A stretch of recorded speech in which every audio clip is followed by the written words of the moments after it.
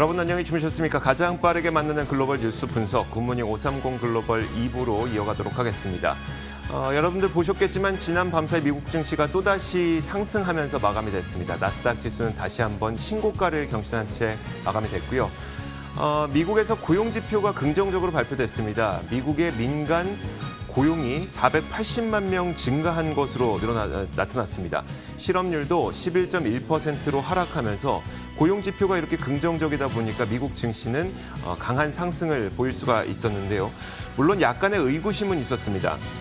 민간 고용이 이렇게 늘어난 것은 맞지만 매주 발표되는 신규 실업보험 청구 건수가 또 142만 명 늘어났단 말이에요. 그러다 보니까 또 금리는 하락했습니다. 한쪽에서 봤을 때는 이 고용 지표가 좋은 것처럼 보이고 또 다른 한쪽에서 봤을 때는 여전히 고용은 약간 부진한 것으로 보이고 약간의 의구심이 있다 보니까 미국 시장도 이 상승 탄력을 좀 줄이는 그런 모습이 나타나게 됐습니다. 코로나19 재확산에 대한 우려도 여전했습니다. 코로나19의 신규 일일 환자 수가 5만 3천 명을 증가하면서 역대 최고치를 기록하기도 했었는데요. 자, 그러다 보니까 여러 가지 우려감이 나타난 가운데 상승 탄력을 좀 줄여가는 그런 모습이었습니다. 그래도 상승으로 마감이 됐는데 기업 이야기 하나만 해보도록 하겠습니다. 테슬라가 2분기 판매량을 발표했는데 서프라이즈한 결과를 내놨습니다. 잠시 후 웹신에서 더 자세하게 살펴보겠지만 9만 대 판매량을 기록하면서 테슬라의 주가는 거의 8% 가까이 급등했고요. $1,200를 넘어서면서 신고가를 기록한 채 경신이 됐습니다. 자, 이렇게 여러 가지 일들이 있었던 미국 시장이었었는데 어떤 일들이 있었는지 한번 하나하나씩 정리해 보도록 하겠습니다. 굿모닝 530 글로벌 2부 출발하겠습니다.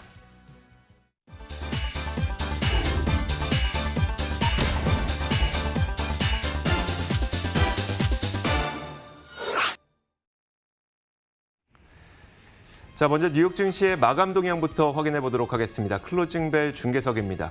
장혜진 앵커 함께하겠고요. 로제타 투자자문 최진석 포트폴리오 팀장 나오셨습니다. 어서 오세요. 자, 먼저 장혜진 앵커가 3대 지수 어떻게 마감됐는지 정리해 주시죠. 네, 현지 시간 2일 미국 3대 지수는 미국의 고용 지표 깜짝 호조에 힘입어서 일제히 상승 마감을 했습니다. 나스닥 지수는 이날 또 한 번의 사상 최고치를 경신했는데요. 미국 노동부가 발표한 미국의 6월 실업률은 11.1%로 2달 연속 하락하면서 고용이 시장의 기대보다는 훨씬 더 좋았던 것으로 나타났습니다. 특히 비농업 신규 고용은 480만 명 증가해 시장 예상을 훌쩍 웃돌았는데요. 이에 따라 미국의 고용 시장이 예상했던 것보다는 빠르게 안정될 수 있다라는 기대감에 시장에 힘을 실어주는 모습이었습니다. 트럼프 대통령은 이를 두고 고용 수치에 정말로 기쁘다면서 기자회견을 열었는데요. 그의 발언 영상으로 함께 확인을 해보시죠. This is the largest monthly jobs gain in the history of our country. Today's announcement proves that our economy is roaring back. It's coming back extremely strong. 네, 하지만 이날 함께 발표된 주간 실업보험 청구자 수는 시장의 기대만큼 줄어들지는 않았습니다. 지난주 실업보험 청구자 수는 142만 명 정도로 전주보다 5만 명가량 줄어들긴 했지만 시장 예상을 웃돌았는데요. 최근 이 청구자 수의 감소 속도가 둔화한 상황이어서 아직까지 안심하기는 이르다는 분석입니다. 함께 발표된 다른 지표들도 보시면요. 미국의 5월 공장제 수준은 8% 늘어나 강하게 반등을 했고요. 또 6월 뉴욕시의 비즈니스 여건 지수는 2개월 연속 반등해 경제 재개에 따라서 점차 회복해가고 있다는 것을 확인할 수 있었습니다. 다만 미국 내에서 코로나19의 재확산 기세는 여전합니다. 현지 시간으로 1일에 미국 내 1일 신규 확진자 수가 5만 명을 상회하면서 사상 최고치를 다시 한번 기록을 했고요. 이에 따라서 영업 제한 등의 봉쇄 조치를 다시 강화하는 지역이 늘어나고 있습니다. 텍사스주에서도 속보로 전해진 바에 따르면 얼굴 가리개 착용을 의무화하겠다라고 지시를 내렸는데요. 어제는 애플에서 문을 닫겠다, 매장에 문을 닫겠다고 전한 데 이어서 또 맥도날드까지 매장 내 영업을 문을 닫겠다라고 밝히면서 기업들의 운영에도 차질이 빚어지고 있습니다. 하지만 마이크 펜스 부통령이 경제 지표를 통해서도 확인할 수 있듯이 이 경제는 강하게 돌아오고 있다면서 코로나19 재확산에 불구하고 미국 경제 재개는 계속될 것이다라고 밝힌 만큼 향후 미국이 어떤 대응을 펼쳐나갈지는 지켜보셔야겠습니다. 보다 자세한 마감 상황도 함께 확인을 해보시죠. 먼저 다우지수입니다. 장 초반에 고용지표 호조에 힘입어서 강한 상승 탄력을 받았지만 장중에 오름폭을 줄이기 시작해서 막판에는 거의 반납을 했습니다. 0.36% 올라 25,827포인트 거래 마쳤습니다. 이어서 나스닥 지수입니다. 이날 또 한 번의 사상 최고치를 경신했는데요. 0.5% 넘게 올라 1207포인트의 거래 마친 모습이었습니다. 마지막으로 S&P 500 지수입니다. 0.45% 상승해 3,130포인트의 거래 마쳤고요. 급등 출발했지만 장중에 상승 탄력을 잃은 모습이었습니다.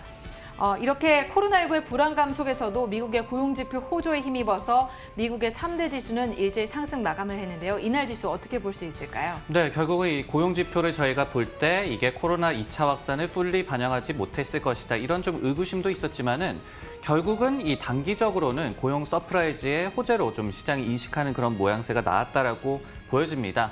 다만 조금 전에 일중 차트를 좀 보더라도 현지 시각으로 오전 10시경에 장중 최고점을 찍은 이후에 빠르게 좀 상승폭을 반납하는 그런 움직임이 나와줬죠.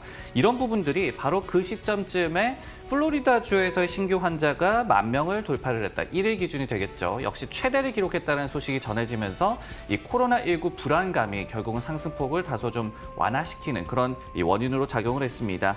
여기에 최근에 일부 지역에 대한 매장을 재차 또 폐쇄를 한 애플에 대해서 목표 주가를 하향하는 그런 IB가 나타나는 등 관련 이슈도 있었고요. 즉 팬데믹 공포는 일부 유지됐던 하루였다라고 또 한번 정리를 할 수가 있을 것 같습니다. 그리고 이 업종별 흐름을 좀 보더라도 처음에 고용 호조 소식이 좀 전해졌을 때는 이른바 경제 정상화 관련주가 굉장히 좀 빠른 상승세를 보여줬거든요. 하지만은 이들 업종도 역시 나중에는 상승폭을 일부 반납을 하면서 마무리됐다는 점도 기억을 해야 될 것 같습니다. 네, 알겠습니다. 요즘 시장의 최대 이슈는 리오프닝이죠. 경제를 얼마나 재개하느냐인데 이 경제 재개가 속도 조절이 나타날수록 시장에도 약간의 부담 요인이 되고 있는 것 같습니다. 자, 이어서 상품 시장 마감 살펴보도록 하겠습니다. 먼저 국제 유가입니다. 지난 밤사이에 국제 유가는 1% 넘게 올랐습니다. 몇 가지 좋은 소식들이 있었는데 방금 전 얘기가 계속 나왔었던 것처럼 고용 지표가 호조세를 보였다는 점도 한 가지 영향이었었고요. 에너지 정보청 주간 원유 재고도 720만 배럴 감소한 것으로 나타났습니다. 연간 최대 감소폭을 기록했는데 이 덕분에 국제 유가가 1% 넘게 올랐습니다. 선물 시장에서도 40달러를 회복한 채 마감이 되는 모습이었고요. 40.29달러에 마감이 됐습니다. 자, 반대로 국제 금값 한번 살펴보도록 하겠습니다. 금값조차도 올랐습니다. 0.4% 정도 올랐는데 고용 호조에도 이 금리가 하락하면서 상승한 겁니다. 금리가 하락했다는 것은 그만큼 채권 가격이 높아졌다는 거죠. 요즘에는 달러도 아니고 증시도 아니고 이 요즘에는 채권과 금값이 연동되는 경향을 좀 보이고 있습니다. 채권 가격이 올라가면서 금값도 동시에 오르고 있는데요. 0.4% 소폭 오르면서 1,787.4달러 정도에 움직이고 있습니다. 거래가 선물시장에서 거래를 마쳤습니다. 자, 이어서 10년물 국채금리 한번 살펴보도록 하겠습니다. 자, 방금 말씀드렸던 것처럼 국채 금리가 소폭 하락했습니다. 그만큼 채권 가격이 올라갔다는 건데 사실 이 국채 금리가 하락한 데에는 고용 시장에 대한 약간의 의구심이 작용했다는 분석이 나오고 있습니다. 말씀드렸던 것처럼 신규 고용은 증가하고 실업률은 하락했지만 주간 실업보험 청구자 수가 예상보다 많이 줄지 않았습니다. 계속 늘어나고 있는 거죠. 그러다 보니까 이렇게 고용 지표가 서로 엇갈리면서 고용 시장 호조에 대한 의구심이 작용하며 금리가 하락했다는 분석이 나오고 있습니다. 조금 내려서 0.673%에 마감이 됐고요. 마지막으로 달러 인덱스까지 살펴보도록 하겠습니다. 큰 움직임은 없었습니다만 강보합권에서 마감되면서 97.22를 기록했습니다. 자, 이렇게 상품 선물 시장까지 살펴봤습니다. 글로벌 외신 확인하도록 하겠습니다.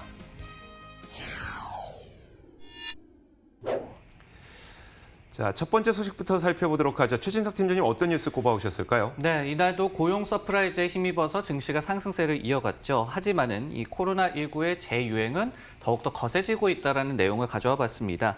존스 홉킨스 대 데이터에 따르면요. 7월 1일 하루 동안 미국에서의 신규 환자가 무려 52,898명으로 집계가 됐다고 합니다. 그러면서 이제 총 환자 수가 268만 명을 넘어선 그런 모양새인데요. 1일 기준의 확산세로서는 역대 최대고요. 그리고 신규 환자가 최근 며칠간은 한 4만 명대, 그리고 하루 전에는 4.2만 명대를 기록한 것에 대비한다면 굉장히 확산 속도가 더 빨라졌음을 저희가 알 수가 있습니다. 상황이 이렇자 각 주와 그리고 기업별로도 재차 경제 셧다운 움직임도 확대되고 있는 그런 이 모양새인데요. 캘리포니아와 LA 등 이 일부 지역에서는 식당 내에서의 식사 재개를 좀 연기하는 그런 움직임을 보여줬고, 뉴욕주 같은 경우에도 다음 주에는 이 실내 다이닝을 허용하겠다는 방침을 철회를 했습니다.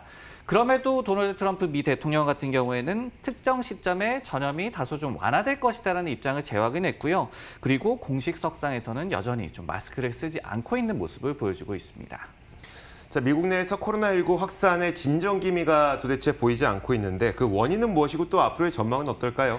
네, 트럼프 행정부의 이 코로나19 대응 태스크포스의 수장이죠. 앤소니 파우치 박사는 유럽과 영국 등은 경제를 한 97% 정도 락다운을 했었다.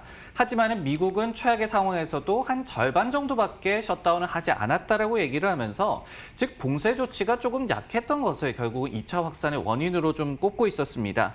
그리고 이 투자 정보 비디오 베런지가 인용을 한 펜실베니아주 병원 관계자의 말을 따르자면요.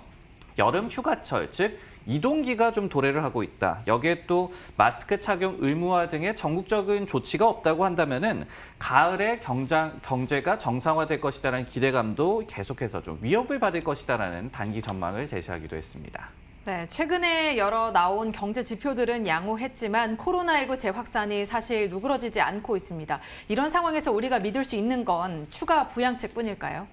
네, 현 상황을 좀 정리를 해보자면은 코로나19의 재유행이 제대로 반영되지 않고 있는 그런 지표에 증시가 환호하고 있습니다. 하지만은 6월 중순부터 지금까지도 코로나 재유행이 굉장히 좀 가속화되고 있는 그런 상황이죠.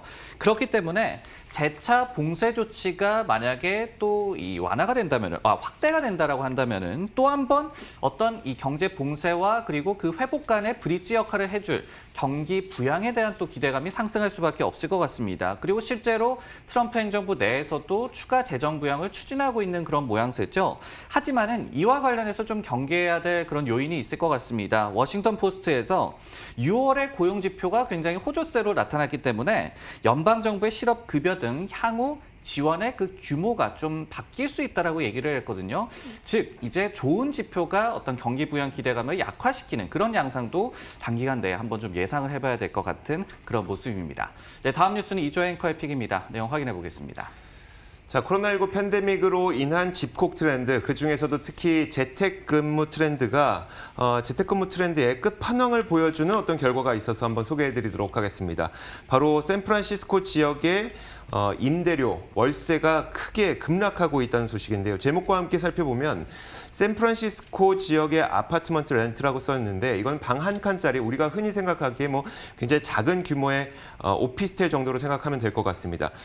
이곳의 그 렌트 프라이스, 임대료가 굉장히 빠르게 급락하고 있다는 거죠. 왜냐하면 샌프란시스코에는 뭐 트위스터나 페이스북 같은 테크 기업들, 이런 테크 기업들이 굉장히 많이 위치하고 있기 때문인데 이들이 재택근무를 하고 있기 때문입니다. 자, 이번 자료를 조사한 업체, 이 점퍼라는 업체가 있는데 이 업체에 따르면 일단 그 임대료가 지난 6월에 11.8%나 크게 내려왔습니다. 두 자릿수의 하락을 기록한 거죠. 지난 5월에도 9% 정도의 하락을 기록했는데 2개월 연속 하락세가 이어진 겁니다. 점퍼에 따르면 과거 5년 동안 그들이 이제 미국 전역에 있는 아파트 임대료 이런 것들을 쭉 조사를 해봤는데 샌프란시스코는 역사적으로 단 한 번도 임대료가 내려간 적이 없는 지역이라고 밝혔습니다. 그런데 최근 들어서 2개월 연속 이렇게 임대료가 하락한다는 것은 정말 유례없는 일이라는 분석을 내놨습니다. 사실 월세가 이렇게 급락한다고 하더라도 여전히 이 샌프란시스코는 굉장히 비싼 지역입니다. 사실 5월에서 6월에 3,720달러에서 3,280달러로 가격이 내려가긴 했는데 이 3,280달러도 우리 돈으로 따지자면 약 393만 원 정도 되는 한 달에 393만 원을 월세로 내야 되는 굉장히 비싼 지역입니다. 이 지역의 임대료가 이렇게 비쌀 수밖에 없는 거는 앞서 말씀드렸던 것처럼 트위터나 페이스북 같은 글로벌 테크 기업들의 고학력, 고임금 근로자들이 굉장히 많이 밀집되어 살고 있는 지역이기 때문이죠. 최근 월세 가격 하락은 이들이 코로나 팬데믹으로 재택근무에 들어가고 또 재택근무가 이제 앞으로는 뉴 노멀로 자리 잡을 것으로 보이다 보니까 이제는 지리적 제한이 사라지고 있다는 겁니다. 사람들이 굳이 비싼 이 도심 한가운데 살 필요가 없다는 얘기죠. 그래서 점퍼에서는 더 이상 사람들이 집을 구할 때 통근 시간은 주요 요인이 아니다 이렇게 분석을 하게 됐는데 팀장이 사실 샌프란시스코 집값이 내려가든 올라가든 저희와는 상관없는데 그게 중요한 게 아니고 이렇게 굉장히 무거운 부동산 시장마저도 이 언택트 트렌드 그리고 재택근무 트렌드가 이어지고 있다는 것은 이런 관련 기업들의 성장성을 좀 장기적으로 봐도 된다는 의미일까요? 네, 저희가 이 실생활에서도 잘 좀 느끼고 있죠. 즉, 코로나19 팬데믹에 따른 트렌드 변화. 어떻게 본다면은 재택이 좀 확대가 되고 온라인 쇼핑이 좀 붐을 맞고 있고 이런 현상들을 말을 해볼 수가 있을 텐데 이 특징은 잠깐 할게 하고 말 게 아니고 결국은 한 번 편리함을 맛봤으니까. 그리고 습관이라는 게 또 무서운 거지 않겠습니까? 결국은 팬데믹 이후에도 이런 트렌드가 계속 좀 가능할 것이다. 이렇게 좀 예상을 해볼 수가 있을 것 같습니다. 그렇기 때문에 관련 기업들에 대한 시장의 관심도 자연스럽게 계속해서 높아질 수밖에 없을 것 같고요.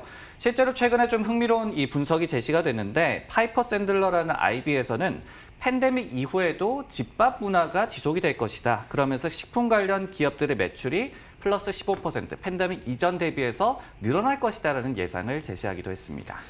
자, 포스트 코로나 시대의 뉴 노멀로 자리 잡게 될 산업들이 참 여럿 있는 것 같습니다. 다양한 산업들 여러분들 관심 가지면 좋을 것 같고요. 자, 이어서 장혜진 앵커가 꼽은 외신 살펴보도록 하죠. 네, 이날 시장의 초반에 상당한 영향을 줬던 지표 발표에 관련된 소식인데요. 미국의 지난달 6월 고용 지표가 상당히 좋았던 것으로 나타났습니다.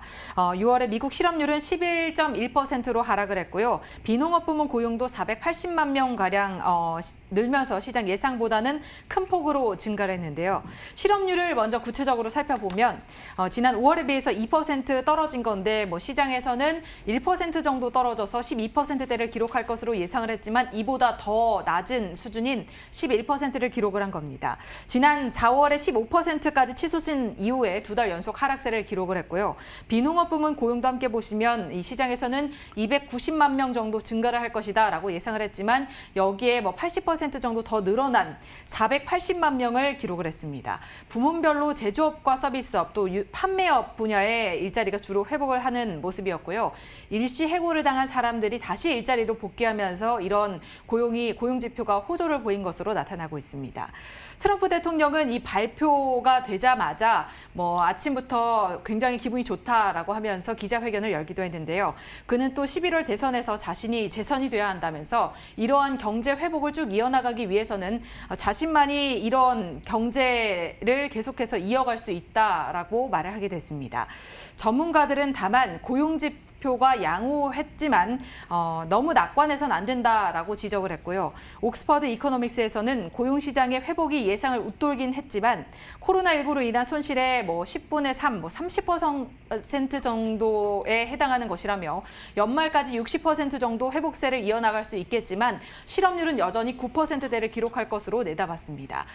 이렇게 고용지표가 깜짝 호조를 보이면서 시장에 큰 힘을 실어줬는데요. 이 시점에서 대선까지는 우리가 4개월 정도를 앞두고 있습니다. 트럼프 대통령이 자신만이 경제를 이렇게 되살릴 수 있다, 회복을 시킬 수 있다라고 내세운 만큼 시장에서는 과연 트럼프 대통령에 대해서 어떤 평가를 내리고 있는지 궁금한데요. 어떻습니까? 네, 리얼 클리어 폴리틱스라는 기관에서 6월 17일에서 6월 30일까지를 집계한 결과를 보더라도 아직까지는 바이든이 49.3% 그리고 트럼프가 40%의 지지율을 보여주면서 둘 사이의 격차가 크게 줄어들지는 않고 있습니다.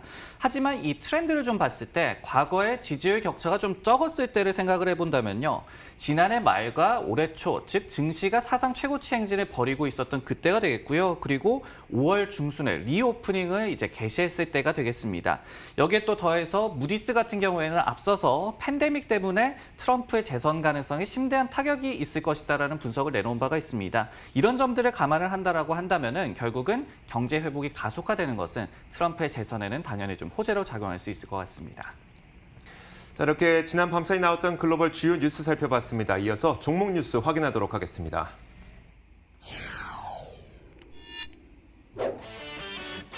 오늘의 종목 뉴스입니다. 페이스북이 자사의 듣보 앱 2가지의 서비스를 중단한다고 전했습니다.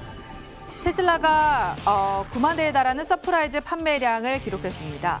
마지막으로 모더나가 코로나19 백신 임상 3상을 연기한다는 소식을 밝혀 이날 급락했습니다.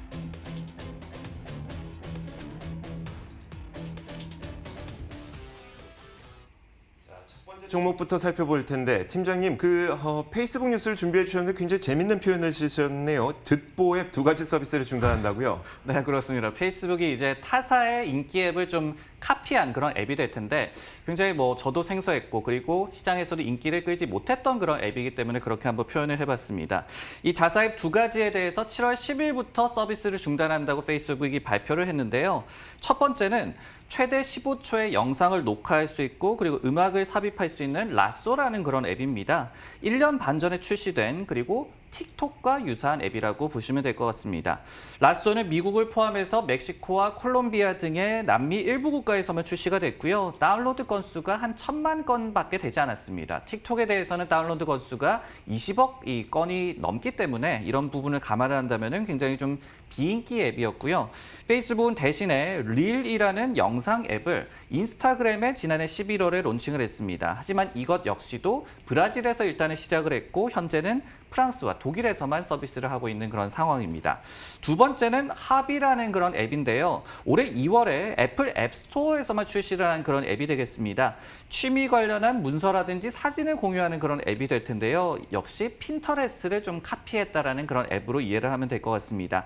이 앱 역시도 다운로드가 7,000회밖에 되지 않았기 때문에 이런 비인기 앱에 대한 결국은 서비스 중단을 오늘 발표를 했습니다. 지난번 미국 시장에서도 기술주의 강세는 계속 이어졌는데 이 와중에 또 페이스북은 하락했단 말이에요. 이 소식뿐만 아니라 다른 이유도 있었겠죠? 그렇습니다. 딱히 인기 앱이 또 아니었기 때문에 어떻게 본다면은 서비스 중단이 큰 타격은 아닐 것이다라는 해석이 좀 가능한데요. 그보다는 오늘 페이스북의 주가 하락에는 부정적인 투자 의견이 제시된 것이 좀 결정적으로 작용을 했습니다. 리덤이라는 IB에서 자사 채널 조사 결과 광고주들의 보이콧이 대선까지 이어질 것이다라고 경고를 했거든요. 그러면서 브랜드 신뢰도는 굉장히 중요하고 그리고 소중하며 회복되기 힘들다라고 얘기를 했습니다. 실적에 대한 타격이 시장의 예상보다 클 것이다라면서 페이스북에 대한 실적 전망치 역시도 하향 조정을 했습니다. 네, 반면에 이날을 제외하면 페이스북은 광고 보이콧 악재에서 빠르게 좀 회복을 하고 있었는데요. 어떻습니까? 그렇습니다. 그 이유를 좀 살펴본다면은 다수 IB가 결국은 이 광고 보이콧에 대한 영향이 제한적일 것이다라는 의견을 내놓았고요. 그리고 최근에 내놓았던 쇼핑몰 플랫폼 숍스에 대한 기대감이 좀 유지된 그런 비결이다라고 분석을 할 수가 있을 것 같습니다. 실제로 시티그룹과 스티펠 그리고 JP모건 등은 장기적인 리스크가 아니다라는 분석을 내놓은 바가 있고요. 그리고 모건 스탠리와 레이몬드 제임스 그리고 MKM 파트너스 같은 IB에서는 이렇게 광고 보이콧 때문에 페이스북 주가가 하락을 한다면은 저가 매수 기회라는 콜을 남기기도 했습니다. 마크 저커버그 CEO도 광고주들이 곧 돌아올 것이라고 얘기를 했죠. 현재로서는 이 실적 타격이 장기화될 것이다라는 의견이 소수 의견인데 이런 부분이 어떻게 나중에 상황이 전개될지 계속해서 좀 지켜봐야 될 것 같습니다. 네, 다음 종목 뉴스는 이조 앵커의 픽입니다. 내용 확인해 보겠습니다. 자, 이번엔 테슬라입니다. 테슬라가 지난 2분기 판매량을 발표했는데 굉장히 어마어마한 서프라이즈한 결과를 내놨습니다. 덕분에 테슬라의 주가는 지난 밤 사이에 거의 8% 가까이 급등을 했고요. $1,200를 넘어서서 이렇게 큰 신고가 행진을 계속해서 이어갔습니다. 자, 제목과 함께 살펴보도록 하죠. 로이터의 기사인데요. 테슬라의 자 드러핑이라고 썼습니다. 그러니까 턱이 떨어진다는 거죠. 그만큼 입이 떡 벌어질 만한 2분기 판매량을 기록했다라는 소식입니다. 테슬라는 지난 2분기에 이 9560대의 그 판매량을 인도량을 기록했습니다. 9650대의 인도량을 기록했는데 이는 시장에서 약 72,000대 혹은 74,000대 가량의 분기 판매 실적을 기록할 것으로 예상했던 예상치를 훨씬 뛰어넘는 것뿐만 아니라 지난 1분기에 8만 대 좀 넘는 그런 그 판매량을 기록을 했었죠. 1분기 판매량도 훨씬 더 뛰어넘는 그런 기록이었습니다.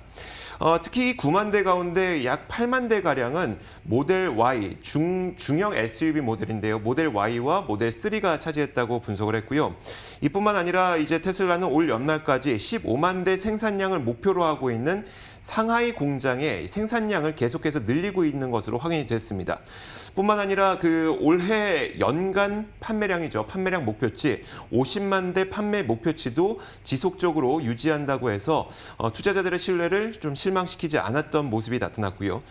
이날 웨드부시의 댄 아이브스는 테슬라의 베스트 케이스 목표 주가를 $2,000로 제시를 하기도 해서 눈길을 끌었는데 팀장님 이번 판매량에 대한 월가 분석은 어떨까요? 일단 주가 반응을 보더라도 저희가 긍정적으로 해석을 할 수가 있겠죠. 시킹 알파에서는 주가 차트를 can't stop, won't stop으로 이렇게 표현을 했습니다. 즉 현재 분위기를 반영을 한다. 주가 상승을 멈출 수 없게 만드는 양호한 판매 지표가 나왔다라는 해석이 좀 가능할 것 같습니다. 최근에 테슬라와 관련을 해서 결국은 코로나19 팬데믹에 따라서 이제 전기차 수요에 대해서도 좀 피해가 있을 것이다. 아니면은 최근에 이 테슬라가 가격을 좀 인하를 했었죠. 이런 부분들이 수요에 대한 좀 이 둔화를 반영하고 있다는 의구심 등이 있었는데 이번 판매량 지표를 통해서 이런 의구심을 말끔히 좀 해소했다라고 보여집니다. 다만 이번에 나왔던 지표 중에 2분기에 생산량이 8.27만 대였어요. 근데 이게 1분기 대비해서 20% 정도 줄어들었거든요. 결국은 생산 차질은 조금 있었다는 얘기가 될 텐데 앞으로 이 여파가 어떻게 전개될지 정도가 좀 눈여겨볼 만한 그런 포인트일 것 같습니다. 알겠습니다. 자, 이어서 마지막으로 장혜진 앵커가 꼽은 종목도 살펴보죠. 네, 이번 주 내내 코로나19 백신과 치료제 관련 소식이 이어지고 있는데요. 이번에는 모더나입니다. 모더나에서 당사에서 개발 중인 코로나19 백신 임상 3상 시험을 연기한다라고 밝혀서 이날 상당한 주가 하락을 봤는데요. 모더나가 장중에 9%대의 하락세를 보기도 했지만 마감 기준으로는 5% 가까이 하락을 했고요. 현재 시간의 거래에서는 약간 오르고 있습니다. 이 소식통에 따르면 이들의 임상 3상 시험은 오는 9일부터 시작이 될 예정이었고 약 3만 명의 환자를 대상으로 진행될 예정이었습니다. 하지만 모더나는 임상시험 프로토콜에 변화를 주기 위해서 시험 일정을 미루겠다라고 전했는데요. 아직 이 3상 시험이 언제 다시 시작될지는 미정인 가운데 회사 측에서는 이달 안으로 목표를 하고 있다라고 알려지고 있습니다. 의학 전문지 스탯을 인용을 했는데요. CNBC에서는 한 조사관은 모더나가 목표치에 거의 근접해 있다라면서도 회사 측에서 임상시험 연기가 얼마나 지속되는지 또 프로토콜이 얼마나 바뀌는지 백신의 안전성과 제조 과정이 뭐 어떤 어려움들이 있었는지 문제가 있었는지 등의 질문에는 답하지 않았다라고 덧붙이기도 했습니다. 앞서 모더나는 올해 땡스기빙이죠. 11월 26일 전으로 백신을 내겠다, 발표를 하겠다라고 밝힌 바 있는데요. 과연 올해 안에 이 백신을 발표할 수 있을지는 아직까지 뭐 확실하지 않은 상태인 가운데 임상 3상에 현재 돌입해 있는 제약사는 화이자와 아스트라제네카가 있습니다. 이렇게 어제는 화이자, 그제는 이노비오 여러 기업들이 이제 백신과 치료제를 열심히 개발을 하고 있는 과정에서 과연 어떤 기업들이 좀 앞서 있는지 궁금하거든요. 네, WHO 같은 경우에는 아스트라제네카가 가장 앞서 있다라고 얘기를 했습니다. 그리고 모더나가 거기에 또 근접하고 있다라고 얘기를 한 바가 있거든요. 이 점을 좀 참고하시면 좋을 것 같고 여기에 화이자 같은 경우에 어제 좀 긍정적인 초기 임상 결과를 발표를 했고 여기에 대한 좀 기대감도 굉장히 좀 고조가 되고 있습니다. 미주오 같은 경우에도 초기 데이터가 긍정적이다라고 평가를 하면서 화이자에 대한 매수 의견을 또 유지를 했어요. 다만 이날 이 모더나의 임상 연기와 좀 마찬가지로 이 백신 개발과 관련한 경계론도 좀 여전하다라는 말씀을 드리고 싶은데 최근에 미 FDA에서 플라시보 대비해서 최소 50% 더 효과적이어야 한다 등의 이 백신 승인에 대한 가이드라인을 좀 발표를 했습니다. 근데 SVB 리링크라는 IB에서는 가이드라인이 결국은 신속한 승인, 즉 올해 내 백신 출시가 되겠죠. 이런 신속한 승인보다는 정상적인 과정을 FDA가 따르겠다라는 뜻으로 해석이 된다라고 얘기를 했기 때문에 과도한 이 백신에 대한 기대감 역시도 좀 여전히 좀 경계를 해야 될 것 같습니다. 자, 이렇게 지난 밤 사이 나왔던 여러 가지 글로벌 뉴스와 함께 종목 뉴스까지 확인해봤습니다. 장혜진 앵커 수고하셨고요. 로제타 투자자문 최진석 포트폴리오 팀장 오늘 말씀 고맙습니다.